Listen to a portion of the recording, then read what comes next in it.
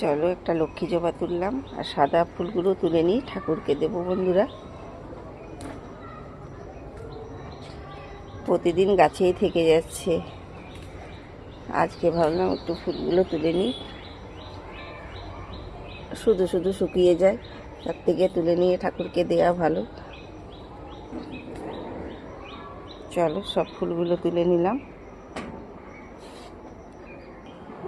বেলিগুলো তো ঝরে পড়ে যায়, বেলিগুলোও নিয়ে নিই। চলো বেলিগুলো সব তুলে নেব। হ্যাঁ, ঠাকুরের পাক।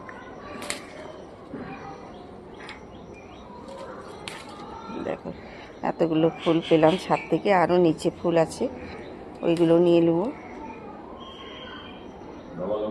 দেখো নিচে নেমে এলাম, নিচেও অনেক জবা ফুটে আছে, নিচের জবাগুলো নিয়ে নেব।